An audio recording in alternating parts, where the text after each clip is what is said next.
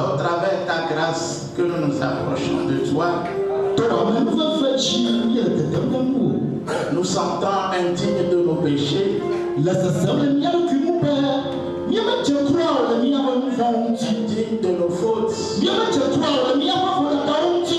Mais humblement au travers de ton sang, Père. Tu as expié nos péchés. Tu as réparé nos torts. Tu as pris notre place. Pour que, oh Dieu Seigneur, nous puissions finir par prendre ta place. Aide-nous ce matin, Seigneur, à te découvrir. Car nous savons que tu es voilé. Ta parole également est voilée. Père, nous avons besoin des yeux pour voir. Ôte les écailles de nos yeux maintenant. Et conduis-nous, Seigneur, dans la grâce. Afin que nous fassions encore un pas en avant. Que nous avancions, Seigneur, vers ce que l'apôtre Paul a appelé le but céleste.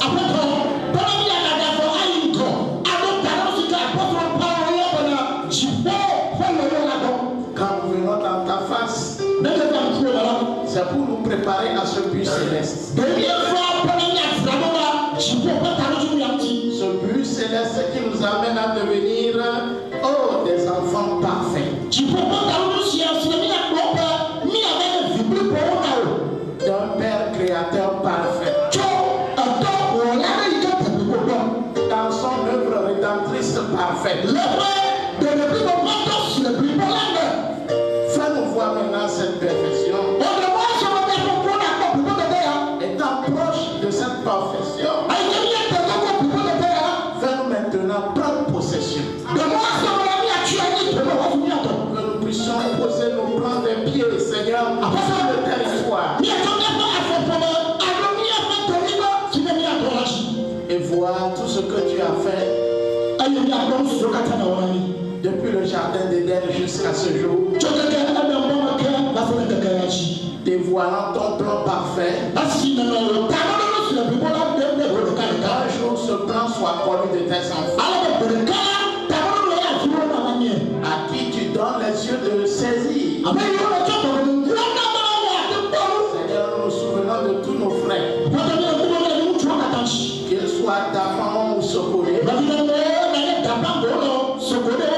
enlevés ou ici présents. Change notre destinée. Change l'ancienne destinée. Tourne-nous de la mauvaise voie. Pour nous replacer sur le chemin qui conduit au but céleste. Nous croyons que tu entendras nos cris. Tu entendras nos supplications. Aie pitié et miséricorde. Père, bénis tout ce qui peut se faire ce matin. Après une étude si longue, Père, nous parvenons maintenant à la conclusion.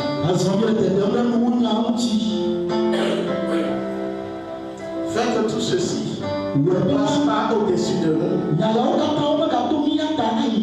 Mais Seigneur, que ça puisse trouver de place favorable.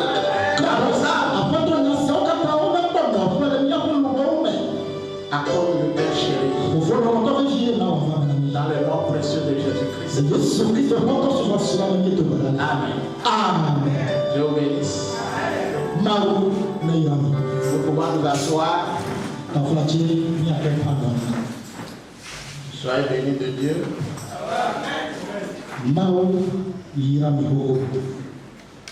Et comme il a toujours été avec nous, nous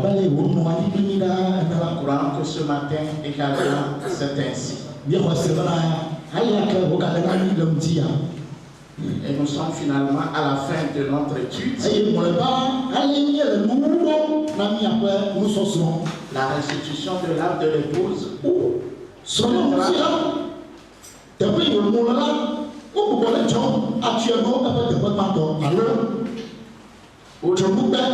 Le trash perdu, retrouvé.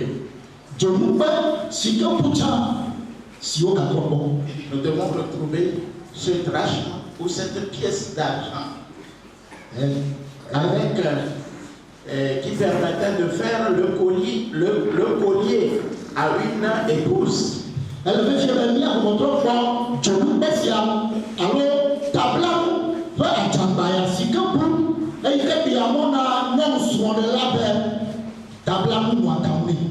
Alors, nous pensons que vous devez connaître ce qu'on appelle l'application spirituelle du trash perdu retrouvé.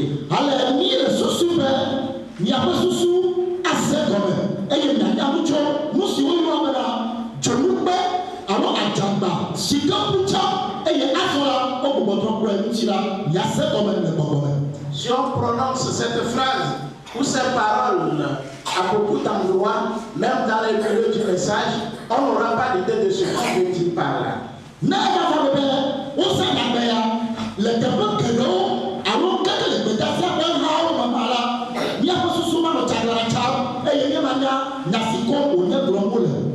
Vous, la grâce vous a été donnée d'avoir les notions de ce que c'est que le trash perdu retrouvé.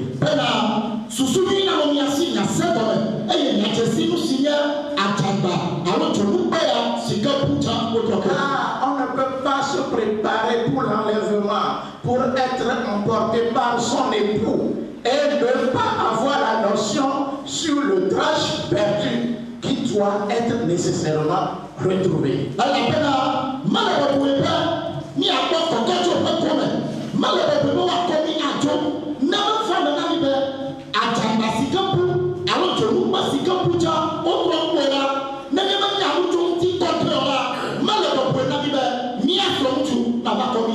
S'il faut se préparer pour l'enlèvement,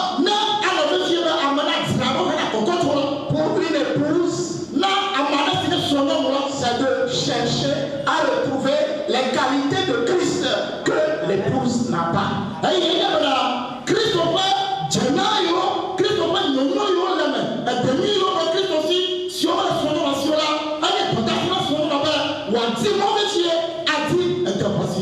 Quelqu'un peut donner comme titre à cette étude l'enlèvement ou les préparatifs pour l'enlèvement.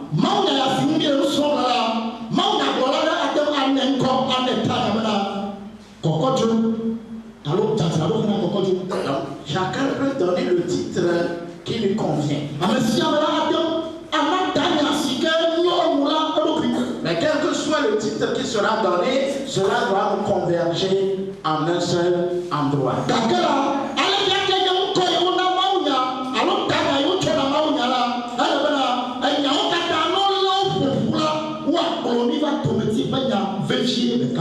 Soyons très attentifs. Ce que nous voulons dire ce matin, vous voyez, nous avons besoin de ça pour participer à l'enlèvement.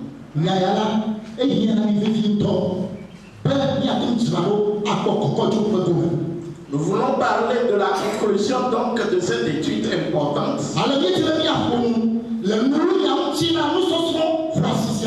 Et cette conclusion est composée de trois choses.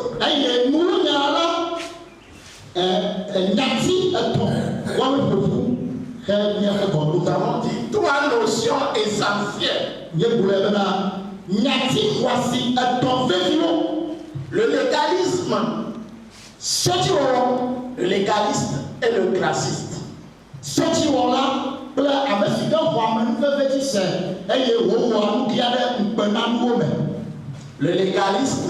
Le légaliste et le grassiste. Parce que le message dit que certains dans le message sont des légalistes. Frère Branham dit, je ne suis pas un légaliste. Certains dans le message sont gracistes. Je ne suis pas un grassiste. Oui. Maintenant, toi qui appliques ou pratiques le message, tu dois savoir que quelles que soient tes pratiques, on doit t'aviser que quelles que soient tes pratiques, si tes pratiques reposent sur le légalisme ou sur la grâce, cette pratique-là n'aboutira pas au but céleste.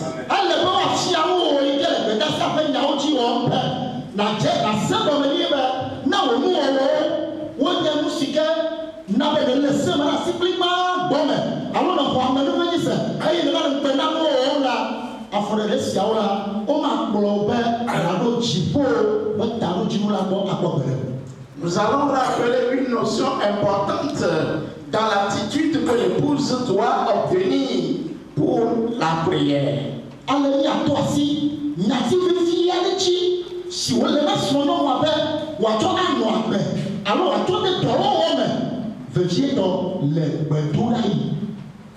On ne doit pas manquer cette notion essentielle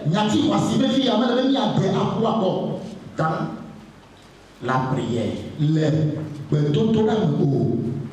Et la dernière notion, c'est l'économie de Dieu et les économes de Dieu.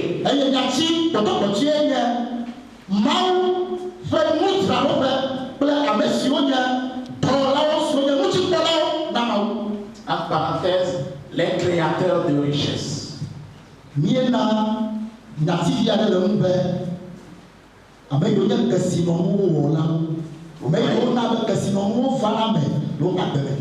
Et nous allons voir, attirer votre attention sur Matthieu 25, qui parle à la fois à son début de l'enlèvement à partir des 10 vierges.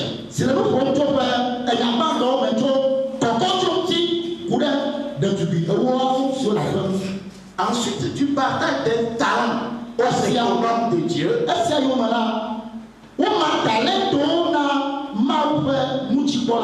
Et enfin, il dit, il y a une foule devant lui. Et il demande qu'une partie aille à sa droite. Et une autre partie à sa gauche. Mais l'idée essentielle est celle-ci. Pourquoi le Seigneur lit à l'enlèvement et au jugement dernier l'histoire ou les paraboles sur l'économie, les économes de Dieu?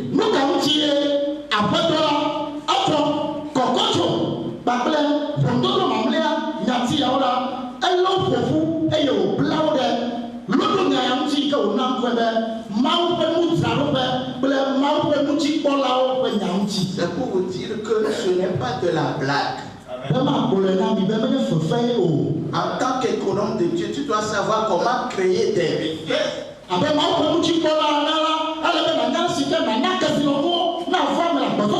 Pour s'occuper des affaires du Père. Et Jésus, en partant, a partagé à tous les membres de l'épouse des talents, des trésors, pour qu'à partir de ces trésors, ils puissent gérer l'économie de Dieu, tous les biens de Dieu.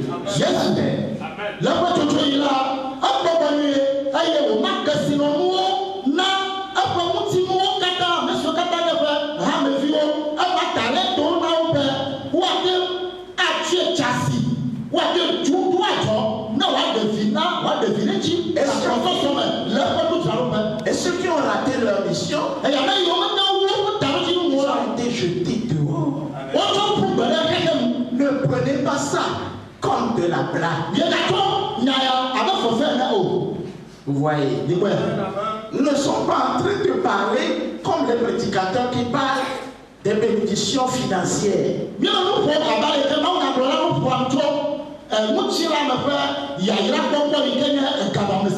Parlons de ça vis-à-vis de l'enlèvement et du jugement dernier.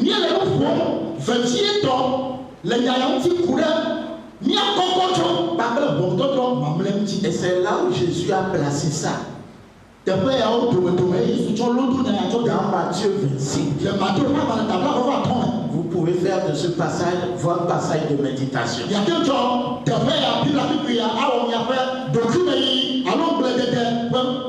Matthieu 25 commence par l'enlèvement. Et maintenant le test des économes de Dieu est fini par le jugement dernier. Et c'est Matthieu 25 qui parle de ça. Il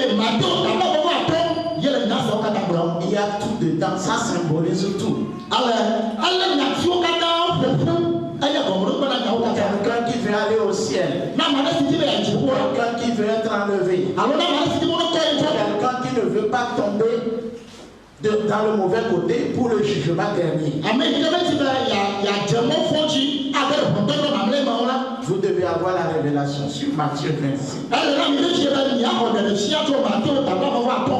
Et comme nous le savons, que dans nos prières, nous devons continuellement demander la grâce de Dieu, la révélation de Dieu. Dieu nous ouvre les yeux pour que nous puissions voir. Nous allons parler du légalisme et du gracisme. Nous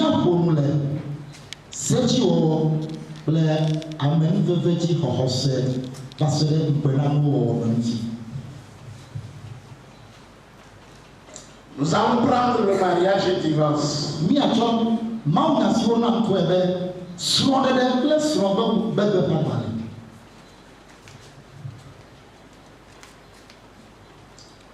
Le paragraphe 54.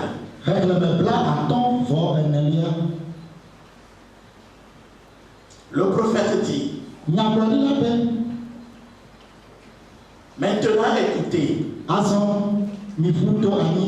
ceci est voyé. Si cela vous semble raisonnable, supposons que je ne pas à ma vie outre-mer. Je prends le cas de ma propre famille. Si je suis un légaliste, je lui dirai: ma chérie, je vais partir outre-mer. Ma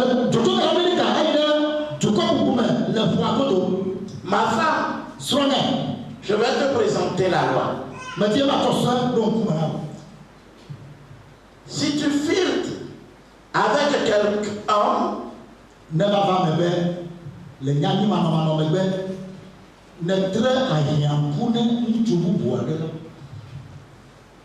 que ce soit pendant que je suis loin, quand je reviens, c'est le divorce.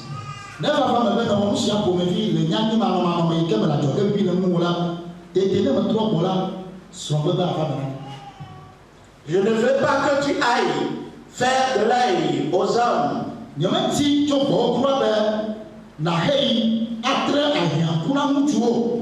Tu comprends? Je suis ton mari. Si tu le fais, je te répudie quand je rentre.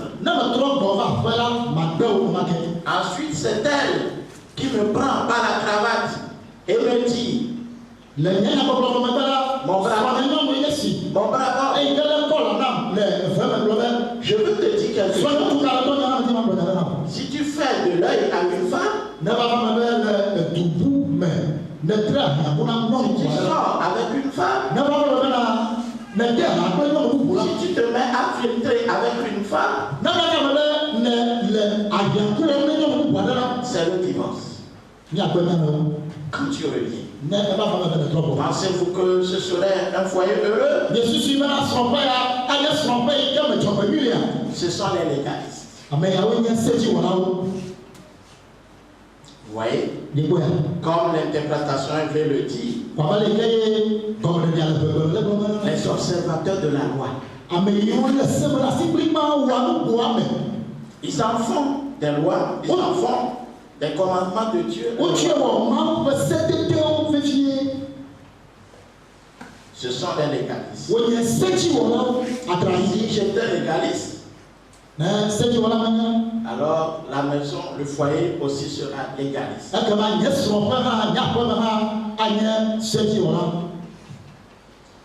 C'est un exemple qu'il est en train de donner.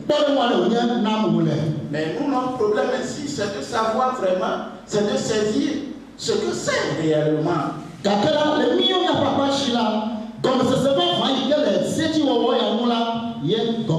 Le prophète qui n'est pas légaliste. Mais qu'est-ce que toi tu dis? Ou tu ne l'es pas? Selon toi, tu crois son message. Tu es le pratiquant de son message.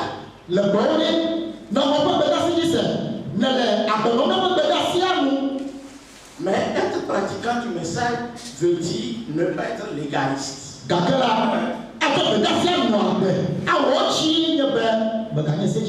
y a deux chemins. Le chemin du grassiste et le chemin du légaliste. Et que les deux sont faux. Amen. Vous voyez? Mais les deux ont une part de vérité. Amen. Il y a une partie de la parole dedans. Il y a une partie de la vérité dedans. Bien. Voyons maintenant votre point de vue. Si je vais outre-mer, c'est le grassiste. Si j'étais grassiste, outre-mer, je fasse une faute, je dirais bien, je vais sortir avec cette femme. Il n'y aura pas de problème avec ma femme. Cela lui est égal. Quant à ma femme, elle dira, je vais sortir avec cet homme. Il n'y aura pas de problème avec lui. Cela lui est égal. Si cela m'est égal, c'est qu'il y a quelque chose de faux. Je n'aime pas ma femme comme je le devrais. Et si cela lui est égal, il y a quelque chose de fou en elle. Elle est ma femme et je ne veux pas qu'un autre homme lui tourne autour.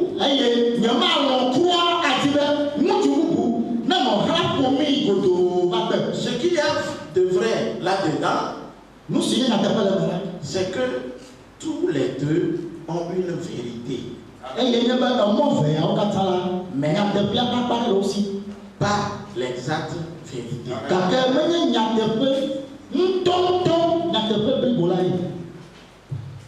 Nous allons revenir un peu en haut. Et nous allons lire toujours pour tirer. Nous sommes au paragraphe 51. Mais dans cette voie aussi, vous passez par-dessus tout.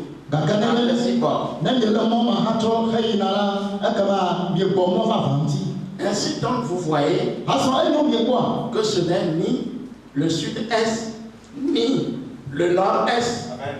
Nous voulons aller en plein à l'est.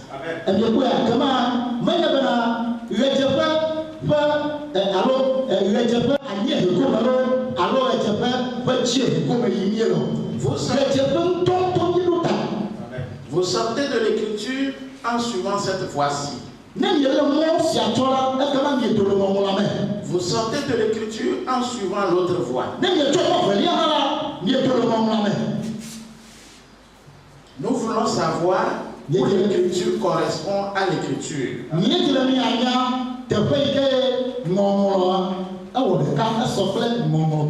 Et connaître la vérité là-dessus.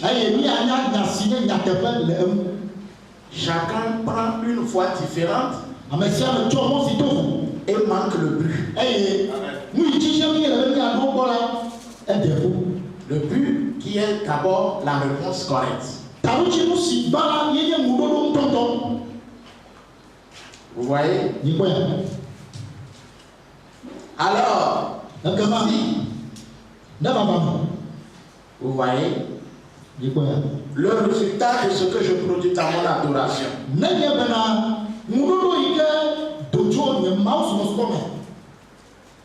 C'est des mentalités, c'est des attitudes, c'est des croyances. Être légaliste ou être graciste.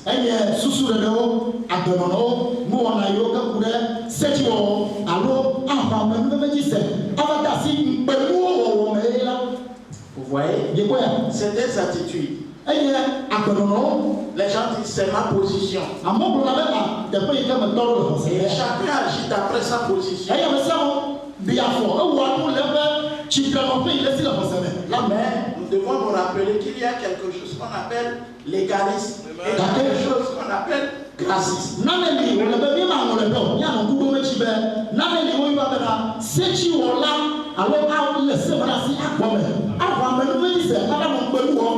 Et maintenant, cherchez à savoir de l'un des bords. La Bible nous dit que ceux qui font partie des deux voies-là ne sont pas de Dieu. Ou bien disons, ne font pas partie de l'épouse.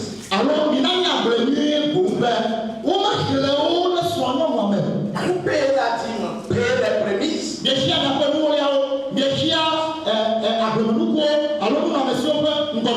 Ça ne doit pas se faire de façon légaliste.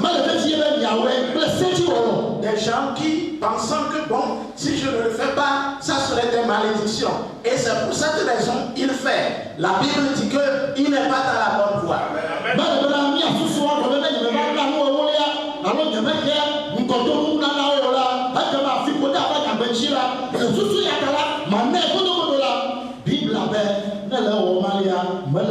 Celui qui fait la grâce dit bon, et je suis très chargé sur moi, j'ai trop de problèmes. Si je ne le donne pas, bon, ça peut passer.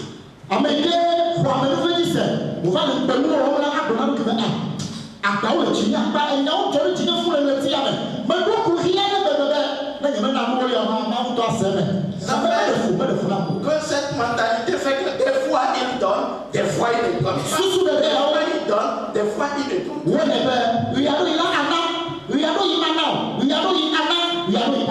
Le message dit que la foi doit nous donner une marche constante.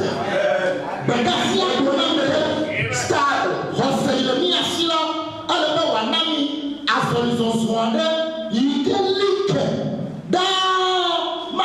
Donc, le gracisme, c'est quelqu'un qui trouve des excuses pour ses erreurs.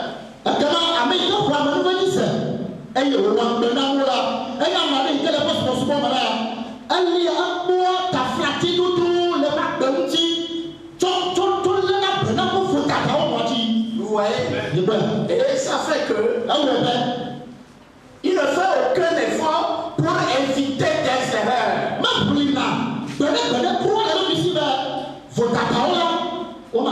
Il croit en la grâce de telle sorte que la plénitude de la grâce de telle sorte que Dieu même va voir que si je fais cette erreur, bon, c'est que je suis dépassé.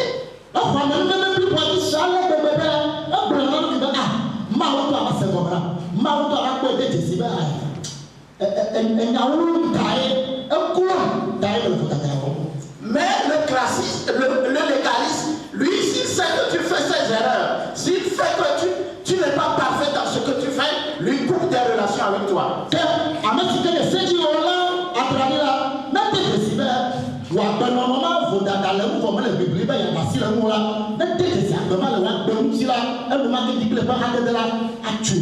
Tu n'es pas digne pour qu'on traite avec toi, en compagnie avec toi. Alors, coupons tout court, le légaliste, lui, il exclut les gens de son cercle.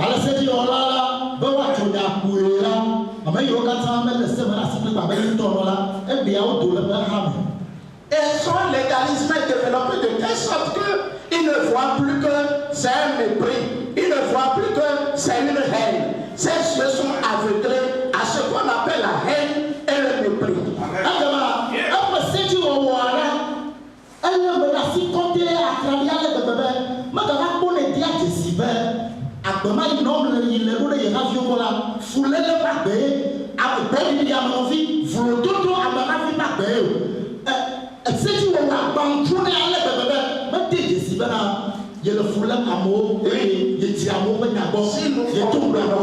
Si nous comprenons parfaitement ce que c'est, nous comprendrons que le légaliste ne peut pas obéir pleinement à la parole de Dieu et le gracisme ne peut pas aussi obéir pleinement à la parole de Dieu.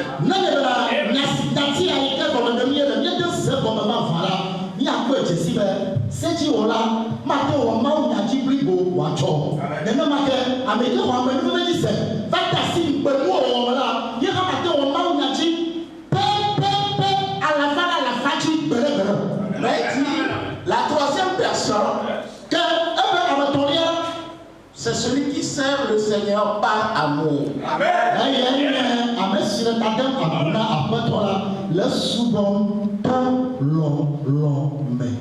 Nous croyons cela.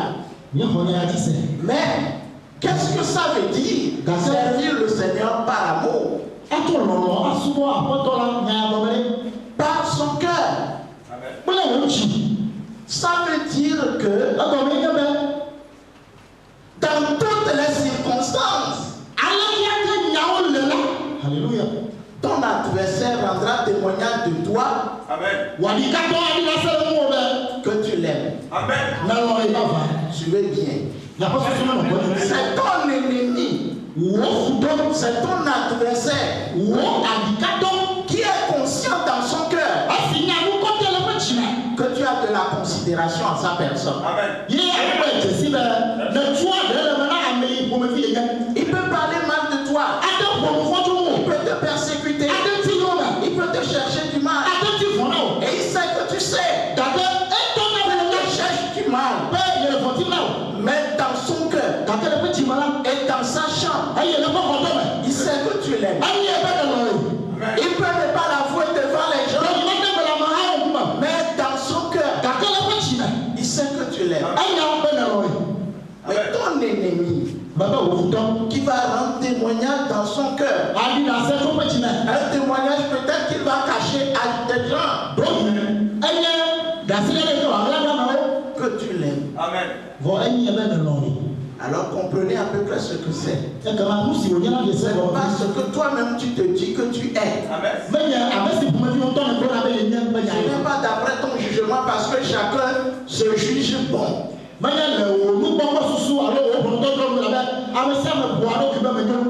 Mais l'ennemi sait que tu l'aimes. Ça, ce n'est pas facile d'atteindre à ce niveau. Généralement, nous ne voulons pas du mal à nos ennemis.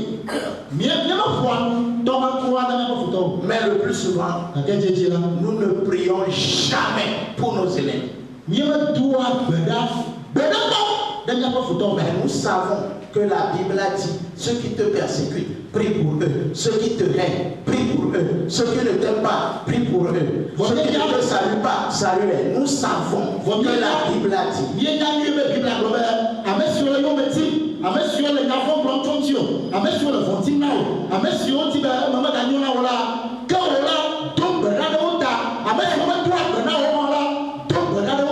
Pourquoi tu ne peux pas prier?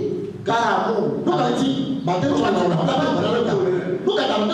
tu ne sens pas l'amour pour lui. Et pourquoi tu ne sens pas l'amour pour légaliste. Mais tu n'es pas conscient de légalisme. Comme au jour le jour. Tu ne fais pas de méditation. Tu n'entres pas en toi-même. Pourquoi cette écriture est ainsi? Que je n'arrive pas à le respecter. Je n'arrive pas à la respecter. Je n'arrive pas à l'appliquer. Je n'arrive pas à la pratiquer. Je n'arrive pas à la vivre. Pourquoi? Fais quelque chose dans ma vie. Que je sois en mesure de vivre le plein évangile. Ta parole parfaite. L'amour est le lien de la perfection.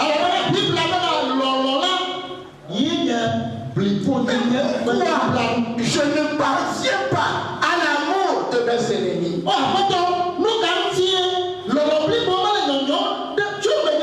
Dans notre église, on peut constater que j'aime tous les frères, que j'aime toutes les sœurs. Mais qu'est-ce qui fait que je n'arrive pas à trouver de l'amour envers mes ennemis? Je ne peux pas librement prier pour eux, demander leur succès, leur avancement, leur épanouissement.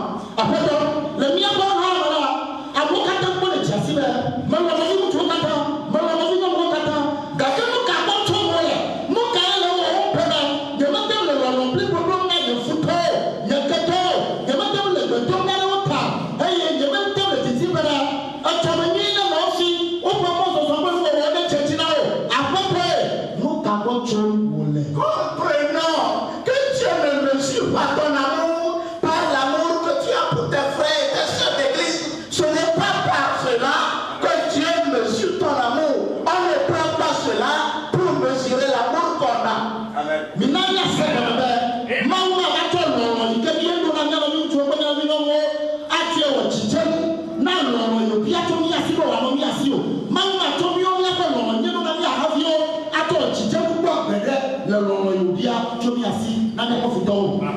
Et le prophète appelle la voie de l'amour le milieu du chemin.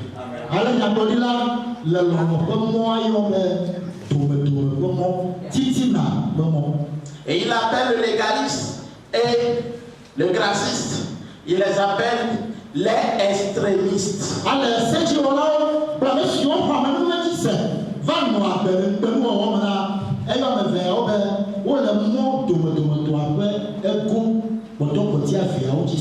Ceux qui sont dans les extrêmes, ils ne sont pas sur le chemin, ils sont sur les extrêmes.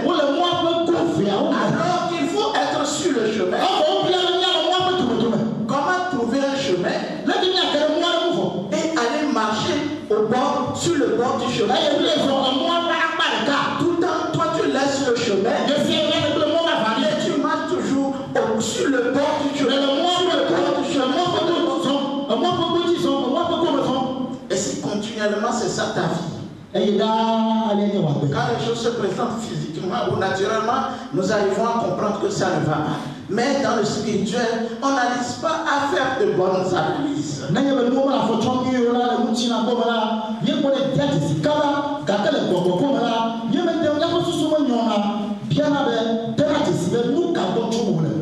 Vous voyez, nous allons voir ce que Frère Branham fait ici.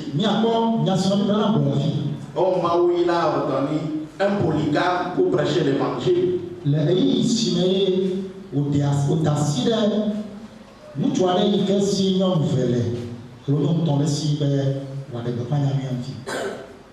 vais lire. Arrive-t-il à Dieu de changer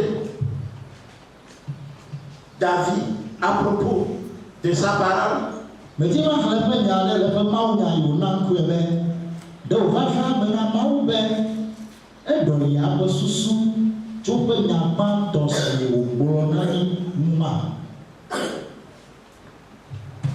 Nous allons lire le paragraphe 30. Frère Ben dit, Frère Branham m'imposer les mains. Voudrait-il m'imposer les mains? J'aimerais être ordonné. Frère Branham dit, je ne savais pas que tu ne l'étais pas. Que tu ne l'avais pas été. Frère Ben, ici est venu vers nous.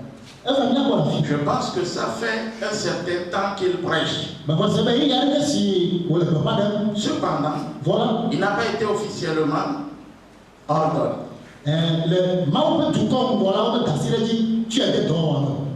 Maintenant, la femme de frère Ben, elle est ici quelque part. Et c'est une précieuse personne. Elle était femme prédicateur. Et quand elle et notre frère se sont mariés et qu'il l'a amenée au tabernacle, quand elle a vu et entendu la parole, c'était une gentille petite dame avec une personnalité agréable. Et quand elle a vu que c'était mal pour les femmes de faire ça, elle y a renoncé. C'est comme ça. Ça devrait être. Frère Ben, emporte les bandes. Et d'après ce que j'ai appris avec sa femme, ils vont dans les endroits très loin, dans les montagnes, dans les jungles. Et ils passent ces bandes et commentent les bandes. Il y a des fois on les chasse. On les met à la porte. Nous nous attendons à ça. Combien ici connaissent Frère Ben? Combien croient que c'est un serviteur de Dieu? Qu'il est digne de cette bénédiction?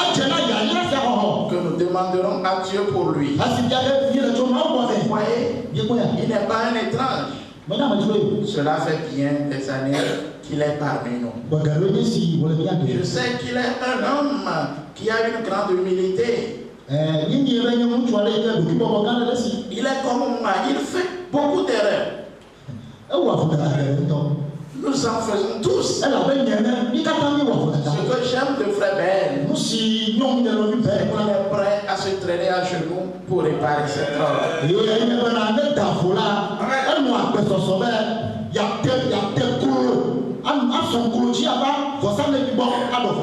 Quand l'autre jour, il a entendu ce qui a été dit sur le mariage et le divorce, lui et sa femme étaient prêts à se séparer.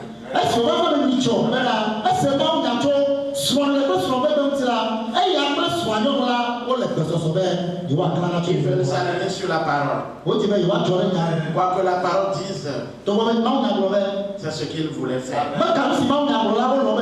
Je prie que Dieu bénisse Ben et sa femme à son service.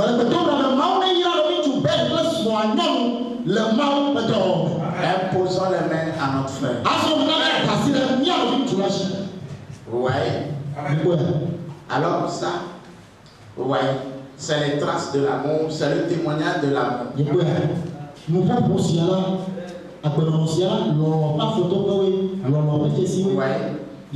il y a des polygames qui prêchent le message. Il y a des polygames qui sont des pasteurs du message, mais certains n'aiment mettre pied dans leur église parce qu'il est polygame.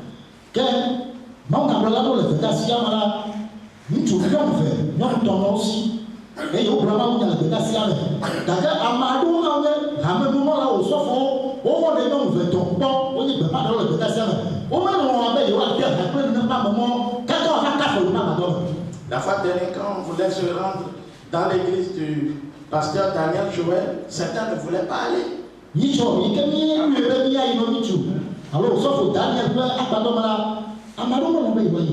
Ouais. Donc ça veut dire que nous qui allons, c'est nous qui sommes en erreur, c'est nous qui sommes sentimentaux, c'est nous qui voulons aller avec les gens de mauvaise vie.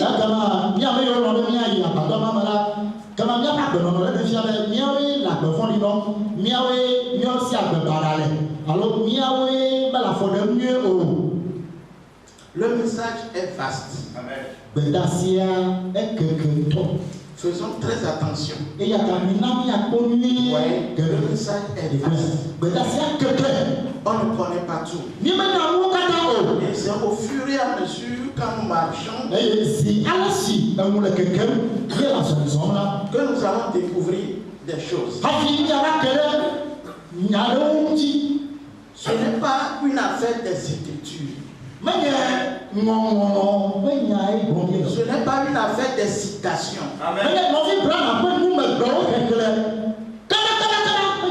Mais on le dit qu'un jour, Alpha Blondy a chanté cela.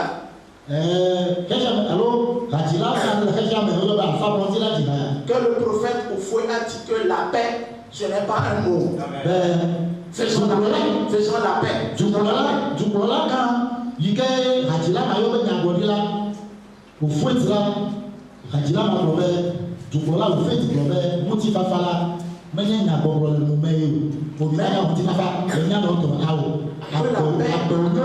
C'est un comportement.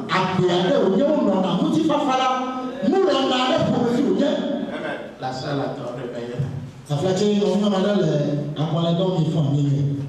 Vous voyez que la paix, ouais, c'est un mondain qui parle. Vous dites la paix, tout le temps on crie la paix. Si tu n'as pas le comportement, n'essaie pas de parler la paix. N'essaie pas de prêcher sur la paix. Vous voyez, nous prêchons souvent l'amour. Mais en réalité, nous connaissons peu sur l'amour. Et on nous a bien réitéré que c'est pour l'épouse. Et que l'épouse, c'est celle qui a l'amour de Christ.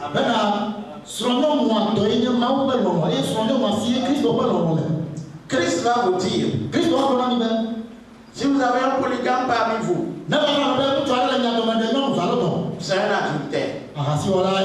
Quelqu'un qui a sa femme, qui va encore prendre une autre femme. Bon ben, peut-être il s'est séparé avec l'autre, il a pris une autre. Mais c'est des erreurs, quand tu tombes dedans, tu ne peux pas réparer. Si tu chasses la seconde femme, tu n'as pas réparé. Si tu rappelles la première femme, tu n'as pas réparé. On appelle ça tomber dans le piège du diable.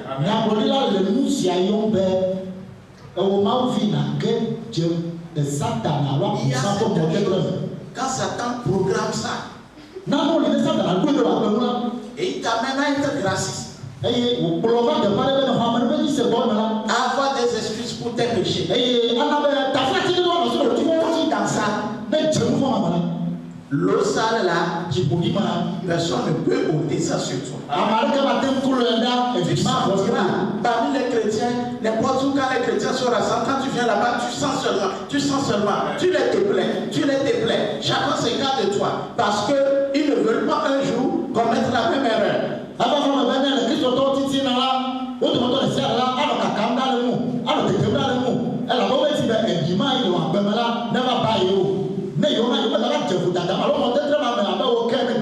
Mais le problème est que, franchement, des fois, nous ne sommes pas sincères dans nos méditations, dans nos analyses.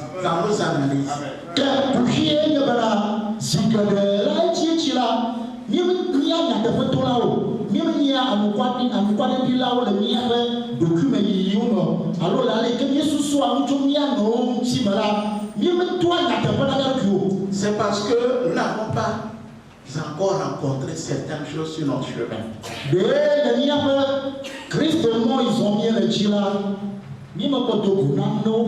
Vous voyez Paul qui n'avait pas de considération à Samarate parce que Samarate étant sorcière a tué sa maman. Vous voyez, ça c'est un ennemi juré. Mais là-bas, Jésus lui dit, pourquoi tu as la haine à Tamarate? C'est pourquoi tu es bloqué ici. C'est pourquoi les démons t'ont pris. Amen. Il y a une sœur qu'on appelle Pauline qui est partie au ciel.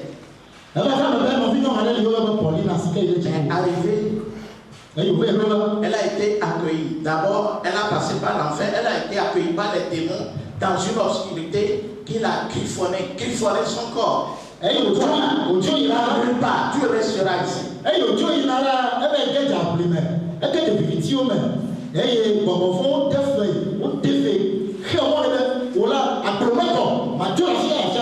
Elle aussi luttait, elle disait je ne veux pas rester. Les démons lui faisaient souffrir ardemment. Comme elle avait les yeux sur le ciel, elle ne voyait pas cette douleur-là. Elle aussi criait, elle se débattait avec les démons. Jamais, je ne vais pas rester ici. Moi aussi, je ne vais pas rester ici. Et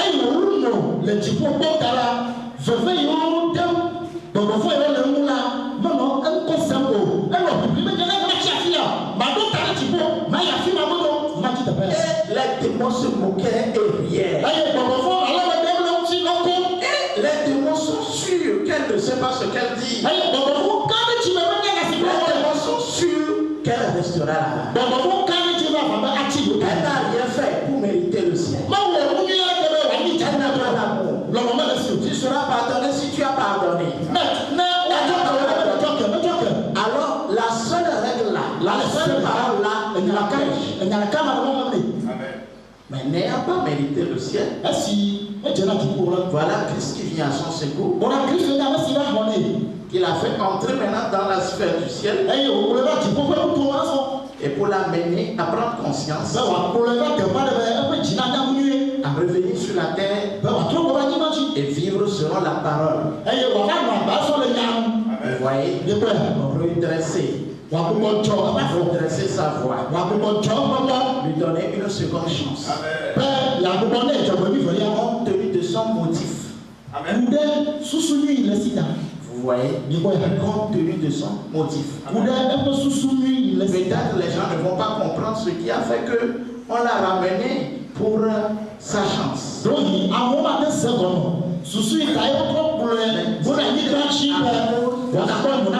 Motif.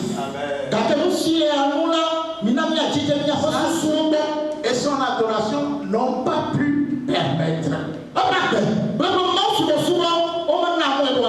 Mais à l'enlèvement, on ne peut pas ramener quelqu'un pour réessayer parce que ça sera au temps de la grande tribulation. Il n'y a plus de grâce.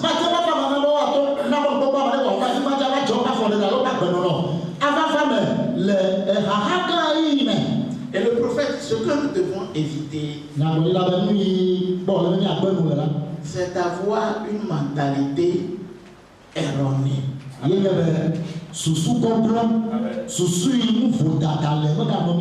y a certains, ils voient que non, que lui n'est pas s'il est mauvais, même pas trop mauvais.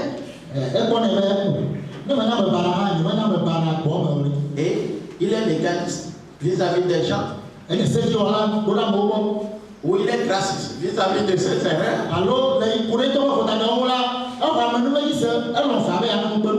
Et frère, on parle d'un homme ici. Et quand il est venu en Afrique, il a trouvé un Africain qui est venu lui raconter une histoire qu'il n'avait jamais imaginé qu'il est en guerre.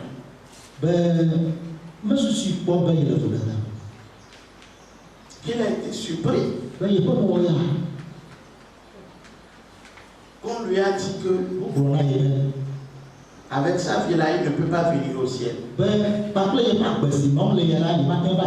Il dit frère Branham, je crois que tu crois les choses spirituelles. Je vais te raconter l'histoire. Nous allons lire ça dans la brochure, l'église. Paragraphe 104. Il y a quelque temps en Afrique, je parlais à un vieux saint.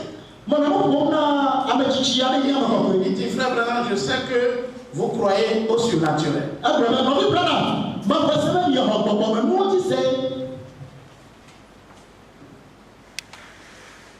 Il dit, il y a des années, je croyais être quelqu'un. Je pensais être vraiment un chrétien. Pour arriver à notre église. Je devais gravir une colline. Après avoir garé ma petite voiture, je devais gravir une colline sur environ 3 ou 400 mètres. Et il dit, nous avions une réunion de prière là-haut. Il ajouta, je pensais être vraiment un chrétien. Je connaissais toute la Bible. J'ai étudié tout l'hébreu. J'ai étudié toutes les prononciations exactes des mots. Si quelqu'un m'abordait pour parler de la Bible, je lui répondais du tac au tac.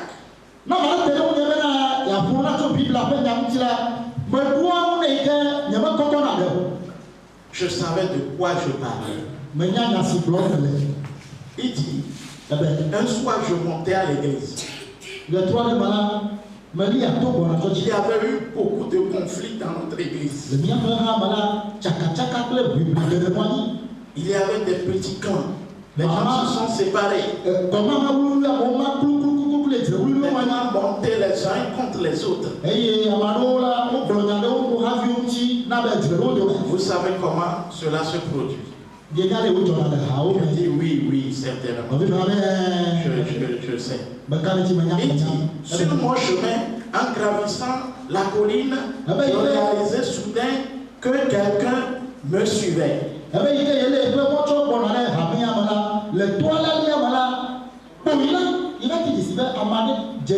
Et dit, j'ai pensé attendre un petit peu pour permettre à cette personne de me rejoindre.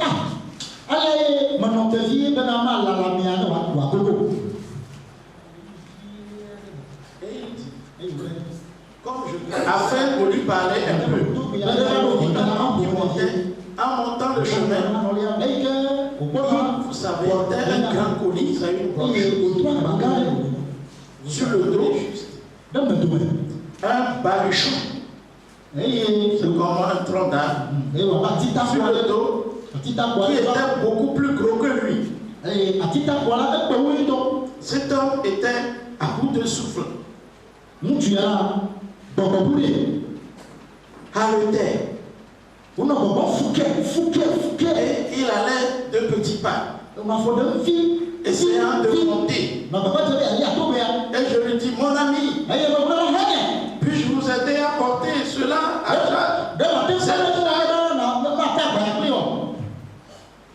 jusque sur la colline? Il répondit non. C'est à moi de la porter. Je regardais ses mains. Alors dit-il, je suis que c'était une vision. Il y avait 2 cicatrices aux mains. Alors je tombais par terre. Et dit, Seigneur, est-ce que tu portes les péchés du monde dans ce sac? Il répondit, non, je porte seulement les tiens. Vous voyez? Donc, c'est pour dire que nous pouvons faire des erreurs sur notre manière de nous considérer, sur notre manière de considérer les autres, en les excluant, par mépris,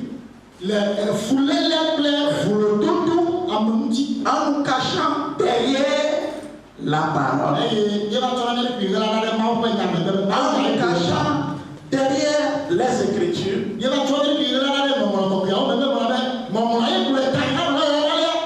Vous voyez? Donc, cette petite notion, ou cette première notion au sujet du légalisme et du gracisme,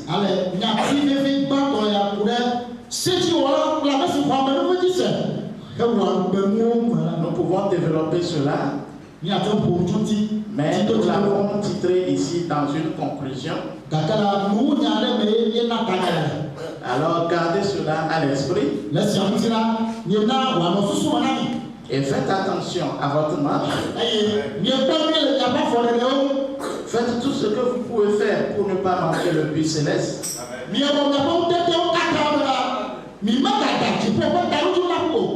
Nous allons maintenant aborder la seconde notion. Nous pouvons nous tenir debout pour les Matthieu 5.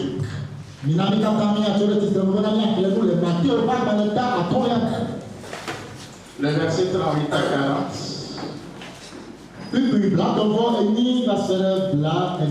On sera bref pour tomber sur la troisième notion.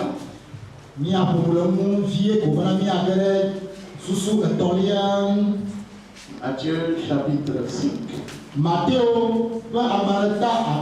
Nous lisons à partir du verset 38. Vous avez appris qu'il a été dit œil pour œil et dent pour dent.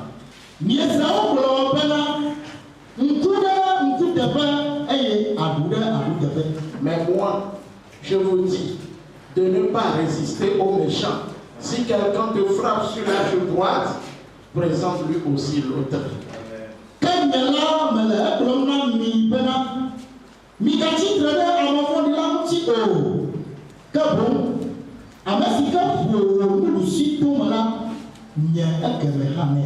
Si quelqu'un veut plaider contre toi et prendre ta tunique, laisse-lui encore ton manteau.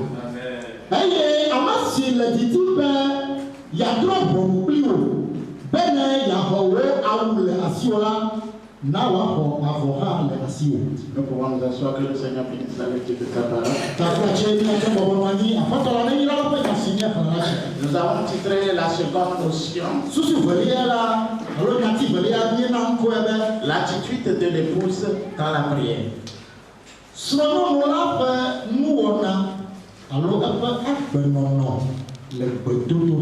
Nous savons que le christianisme, c'est une vie. Nous savons que le christianisme, c'est un comportement. Nous savons que le christianisme, c'est l'attitude qu'on a entendu de Christ, qu'on a vu de Christ, et qui nous a été rapporté de Christ. Et que quel que soit ce qui nous dévie, nous devons avoir des occasions, des réveils pour revenir sur le véritable champ de bataille.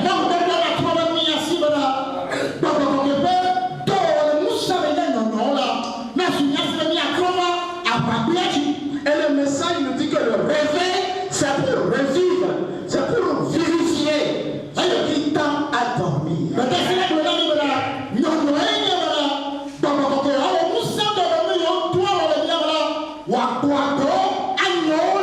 y a des moments où le croyant tend à sommeiller vis-à-vis des recommandations de la parole de Dieu.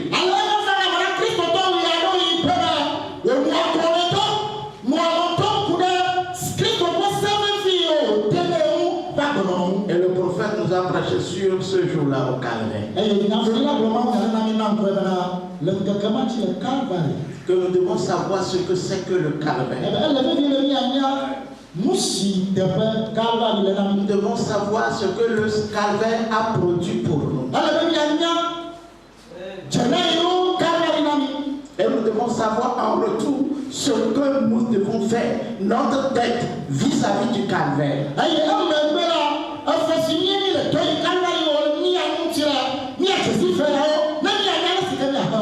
Nous savons tous deux que Christ nous a donné un exemple. Par sa vie de prophète, il nous a donné un exemple. Par sa vie de prédicateur, il nous a donné un exemple. Par sa vie de serviteur, il nous a donné un exemple. Par sa vie d'évangéliste, il nous a donné un exemple.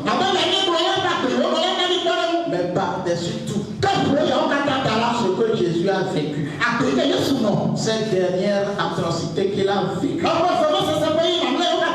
situation terrible dans laquelle il a vécu et qui a précédé sa mort est le dernier exemple. On a craché sur lui. On a formé une couronne d'épines pour le porter. Il a été flagellé. On l'a enlevé, on lui a enlevé tous les vêtements, il était nu. On s'est moqué de lui en mettant un tissu à ses yeux pour dire prophétise celui qui est en train de te faire ça. Dis ça. Tu es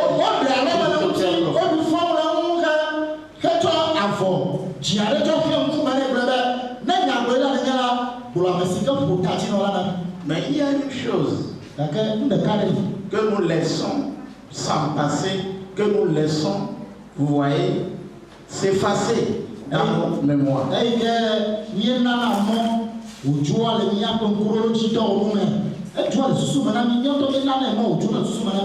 Nous allons tirer ça dans ce jour-là au calvaire. Je peux lire le paragraphe 86. 85. 86.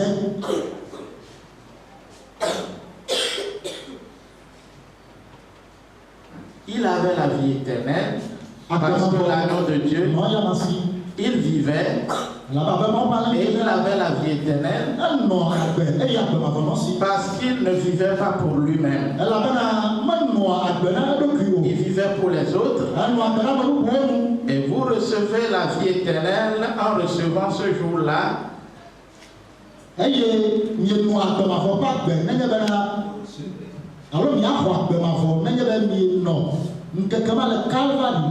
alors vous ne vivez plus pour vous-même. Vous vivez pour les autres. Quelqu'un disait, comment pouvez-vous laisser des gens vous traiter de tous les noms comme ça?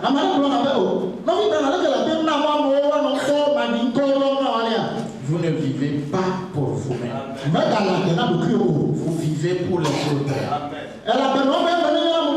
Pour pouvoir racheter cet homme-là, vous devenez des fils. Et le problème, c'est que l'Église l'a oublié. A oublié qu'ils sont des fils. Vous êtes un fils. Vous prenez la place de Christ. Vous êtes un fils. Alors ne vivez pas pour vous-même, vivez pour les autres. Alors le jour-là au calvaire, Dieu veut nous dire que, à l'exemple de Christ, nous allons à devenir fils. Un fils à l'image du Fils unique Jésus-Christ.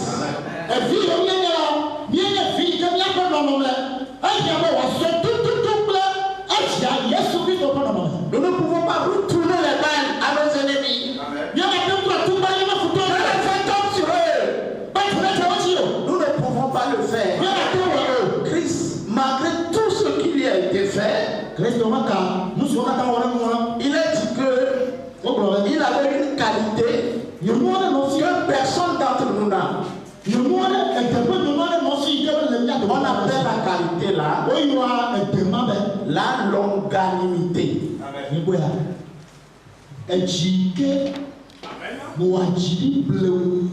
La longanimité,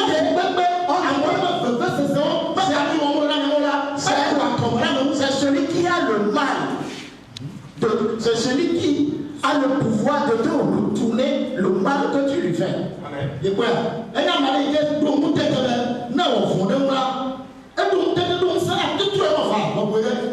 Peut-être quand on crache sur lui,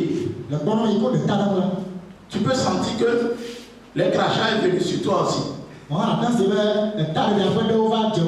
tu mets la couronne de pile sur sa tête, en même temps, tu verras la couronne de pile sur ta tête. Et s'il faut continuer ou pas, c'est toi-même qui vas le dire. Christ a la longanimité.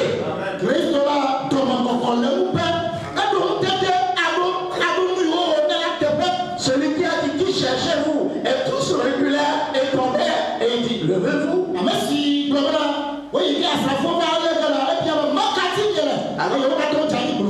Quand tu ne sais même pas que le feu retourne sur lui, tu ne sais pas si ça va venir ou ça ne va pas venir, il faut attendre que quelqu'un fasse venir le feu, pas toi-même.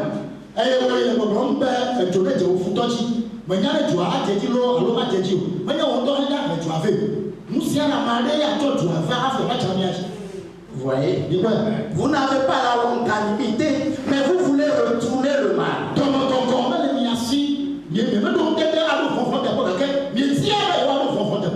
Ça, c'est contraire au calvaire. Nous devons revenir au calvaire. Comme on doit revenir à notre héritage. Le calvaire, c'est notre héritage. Nous n'allons pas beaucoup parler. Vous savez ce que je voudrais dire par là. Point besoin de détails. La troisième notion et la dernière notion, c'est l'économie de Dieu. L'économie de Dieu, le trésor, les biens, tous les biens que Dieu a.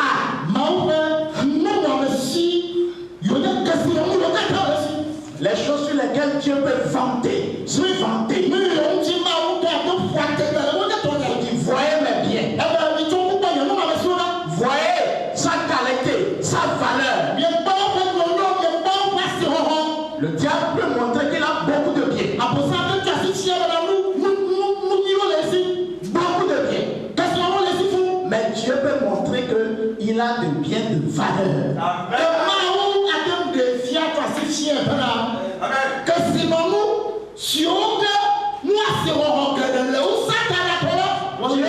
Si Satan se vante de ses biens, Dieu aussi peut se vanter de ses biens. Alors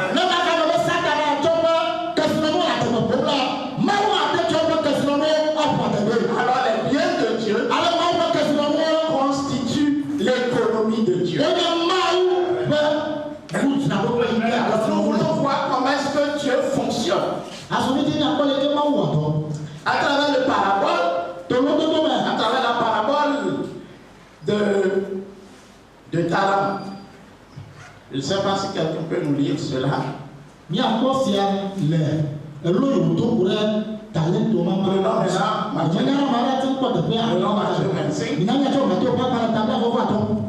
Matthieu 25. Nous ne pouvons pas tout lire. Nous allons clore parce que vous avez l'esprit ouvert de ce que nous voulons dire.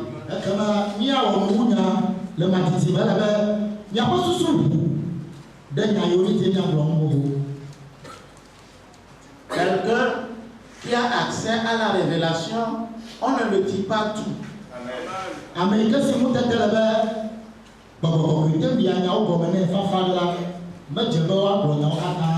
Et c'est Dieu qui éclaire en révélation.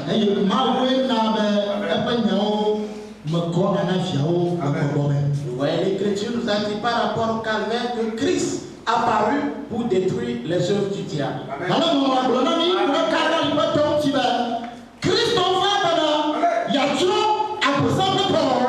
Donc toutes les fois qu'il nous envoie des bombes sur vous, vous devez les neutraliser.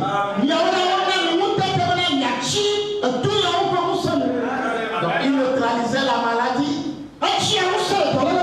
Vous voyez? Donc nous avons reçu le pouvoir de détruire les œuvres du diable. Christ apparu pour détruire ces œuvres.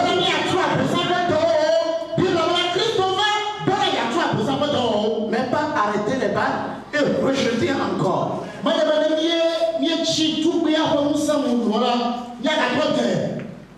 Si on vous filme, on vous verra dans la même action.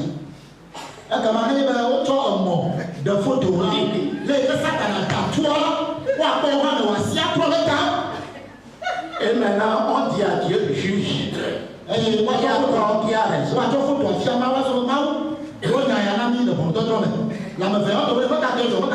Dieu n'aura pas de bouche. C'est ce que nous voulons. Notre vie dépend de la révélation. Le niveau de révélation que nous avons. Amen.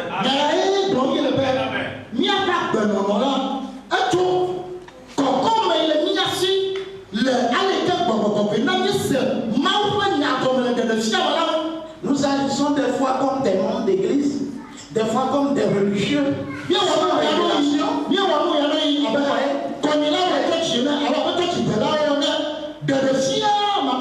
Et si nous pouvons citer la révélation qui est là-bas, ce que nous devons laisser Dieu refléter à travers nous, notre comportement serait différent. Donc l'économie de Dieu, c'est tout ce que Dieu a. Et maintenant le peuple de Dieu est appelé les économes de Dieu. Des gens que Dieu a suscités pour utiliser. On appelle ça gérer. En français on appelle gérer. Les économes sont là pour gérer ou administrer les biens ou l'économie de Dieu.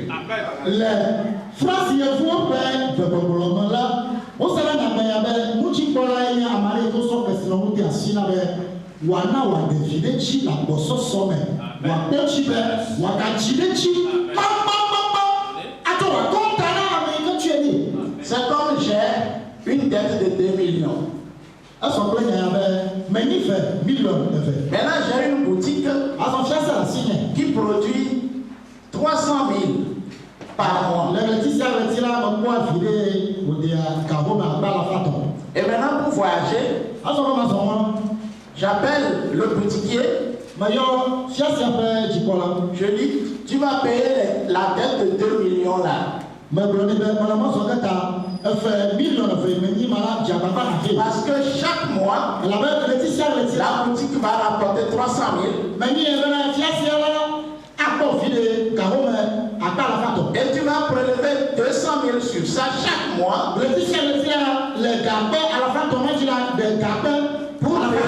diminuer la dette. Je vais revenir dans 12 mois. Et si tu rembourses 200 000 par mois, jusqu'à 10 mois, 2 mois avant mon arrivée, on a payé les 2 millions.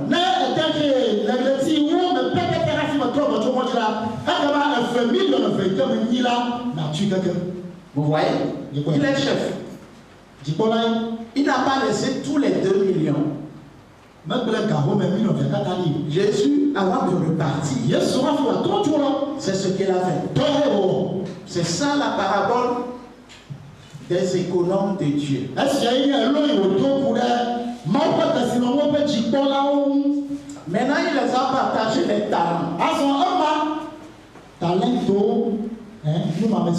Qu'est-ce qu'on appelle talent? Vous voyez, un talent, c'est une richesse. C'est un trésor. Ça peut être sous forme d'argent.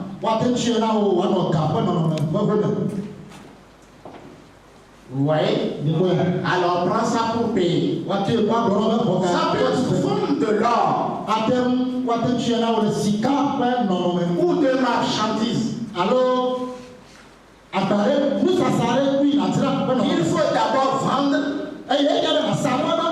avoir en retour l'argent pour aller payer. Ça peut être sous forme d'un don. Vous voyez, un don. Un don. Une capacité. Un pouvoir qui te donne. Vous voyez, un don. Il y a deux choses que nous allons voir. Quand tu as un don, il a appelé Joseph. Il lui a donné le don d'interpréter les songes. C'est la richesse qu'il a placée en lui. Il n'a pas ajouté l'argent. Mais avec ça, on a conduit toute la nation richesse. La grande richesse. Avec ce don, il allait nourrir toute l'humanité.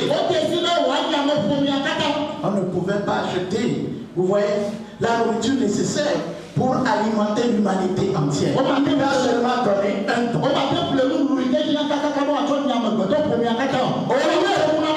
De nous présenter des millions de greniers.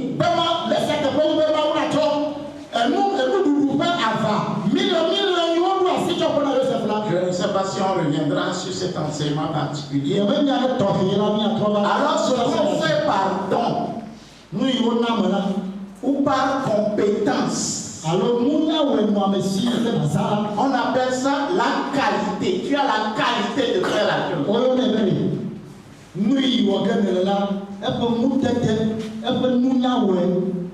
Le don d'interpréter les rêves. La compétence d'interpréter les rêves. D'interpréter les rêves. Et parmi ces rêves, il y aura donc le rêve de Pharaon. Il en a interprété pour d'autres avant que le tour de Pharaon ne vienne. Vous voyez, donc un talent, ça peut être sous forme d'argent, ça peut être sous forme de don, d'intelligence, toutes sortes. Dans la parabole sur les talents, nous devons avoir la révélation sur ça. Pour savoir ce que c'est que le talent. Le talent permet de créer les richesses. De faire des richesses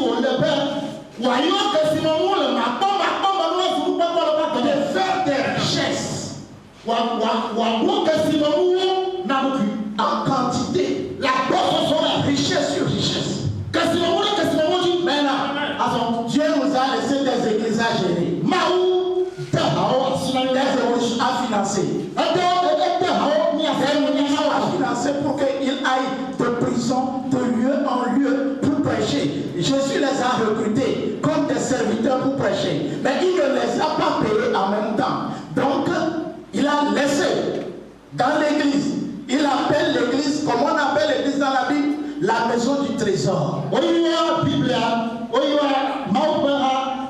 Bible vous verrez ça dans Malachie. Apporté dans la maison du trésor. Pourquoi Dieu a fait la maison de la richesse, la maison du trésor?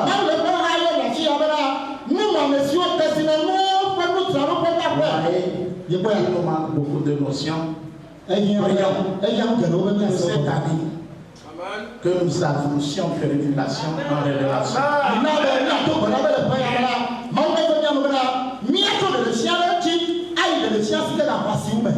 Dans le but de parvenir au but céleste. Et le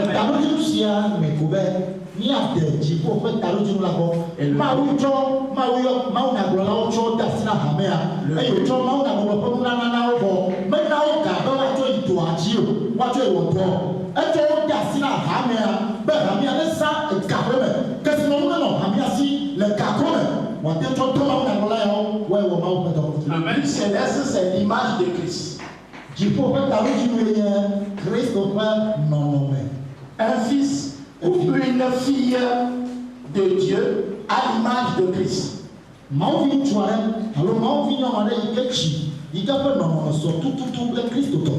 Quand un dénominationnel prend la Bible, Jésus a fait ceci. Jésus a fait ceci. Lui, il dit seulement une histoire. Mais quand toi tu prends la Bible, quand tu lis, alors tu comprends ta responsabilité, c'est de se lever pour aller accomplir toute justice, pour aller accomplir toute la parole, pour faire la répétition dans ton âge, dans ta génération, dans ton église, de ce que Jésus a fait.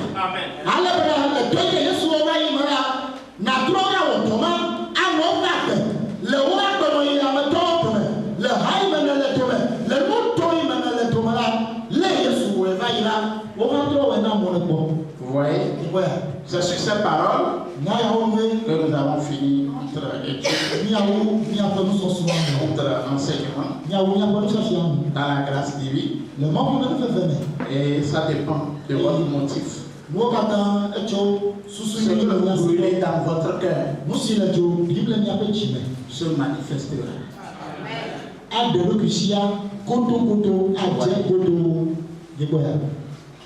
Vous devez être vivifiés, vous devez être des êtres qui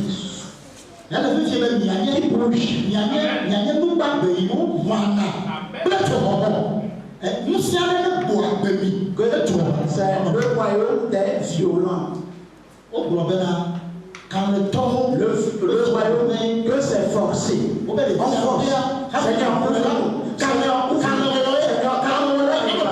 Seigneur, je peux donne-moi le contenu. Le contenu spirituel. Donne-moi l'application spirituelle. Depuis la lettre talent sont restés des mystères. Nous les lisons.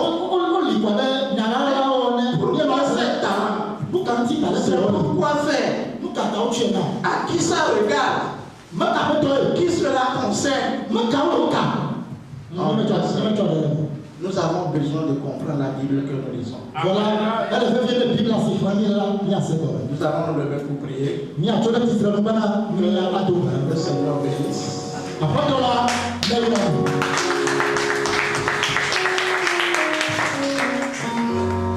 Que Jésus soit loué dans la vérité. Que Jésus soit loué dans la vérité. Que Jésus soit loué dans la vérité.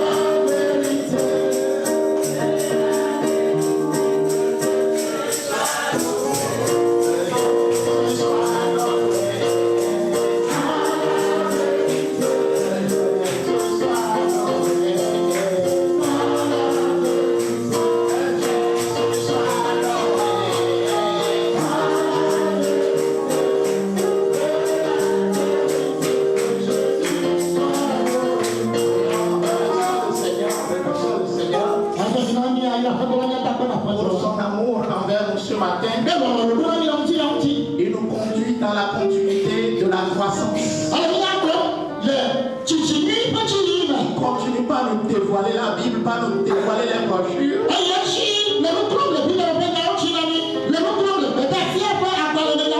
Nous sommes certains qu'il veut faire quelque chose avec nous. S'il n'y a aucune église chrétienne de ce message, selon le modèle des apôtres dans cette nation, nous devons produire cela.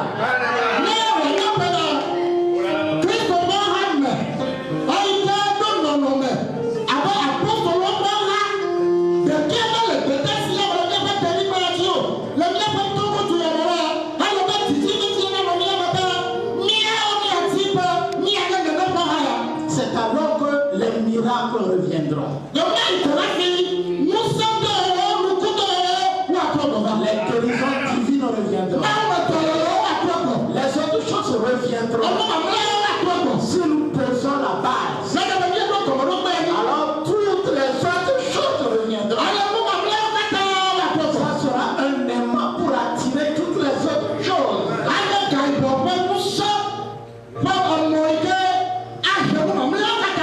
Prions tous ensemble.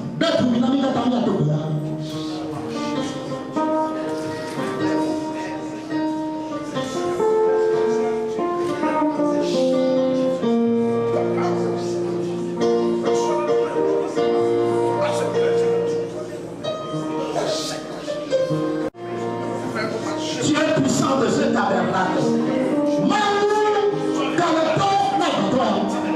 c'est pour le sérieux et l'exacte vérité que tu nous as appelés de par le monde pour nous rassembler en ce lieu.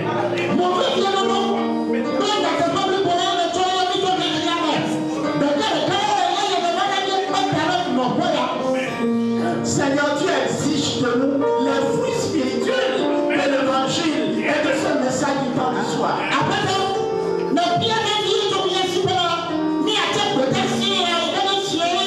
Que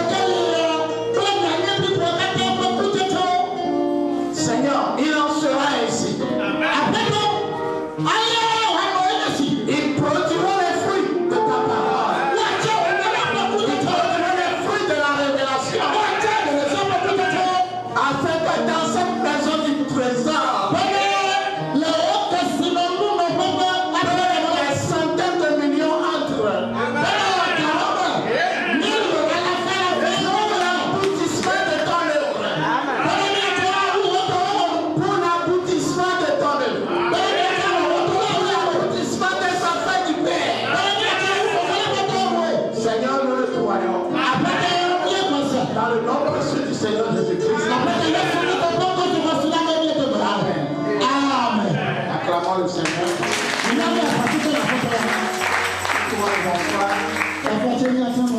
Donc, dans les jours à venir, nous allons écouter quelques bandes.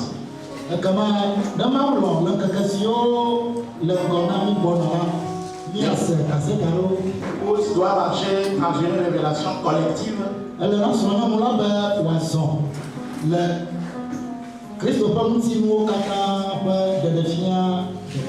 Nos comportements doivent prouver, confirmer que nous croyons à l'écoute des bandes. Il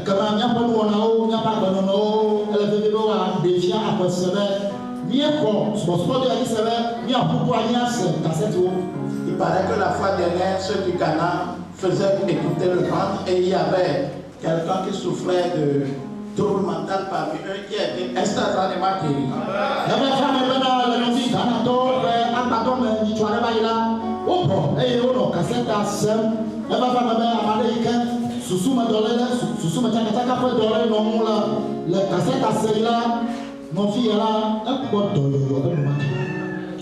Et j'ai vu dans le témoignage de Joseph, quand ils sont partagés cela, il y a une vieille qui souffrait terriblement. Et quand il a mis le truc en marche,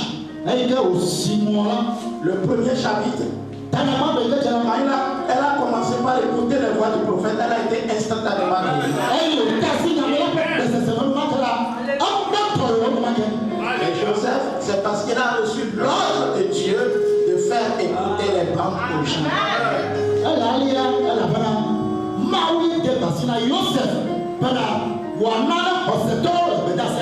Quand Billy Paul avait le cancer, il est parti s'enfermer à l'église, écoutant les bandes, écouter les bandes. C'est là où il a entendu les bandes, la voix de son père dire, Billy Paul, tu es guéri. Quand ça peut donner les vagues,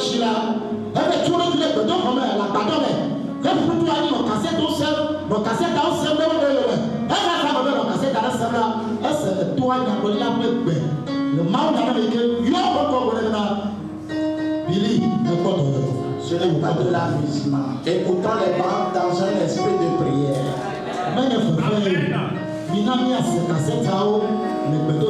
Que Dieu nous donne la révélation sur l'écoute des bandes. Nous voyons ça. Maintenant, il nous apporte la révélation sur l'écoute des bandes.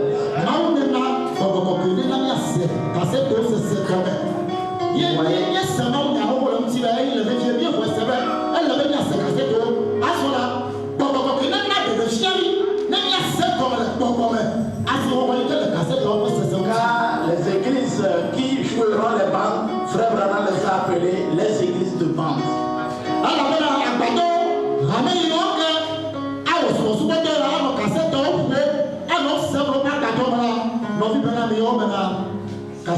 Alors, soyez dans l'esprit de prière.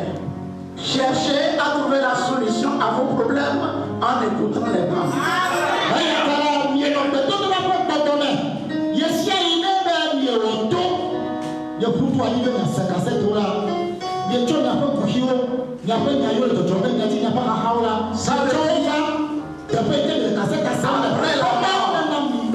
Après la mort du prophète, Dieu continue pas à le confirmer parmi nous.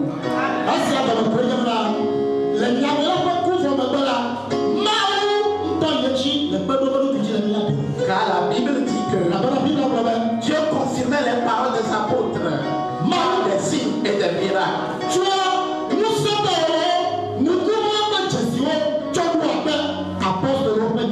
Donc c'est une confirmation dans la continuité. Donc soyons en accord avec le Seigneur et avec Joseph Branham. Il cherche le bonheur de chacun d'entre nous. N'apprenons pas à nous ranger dans le rang de ceux qui critiquent sans rien comprendre.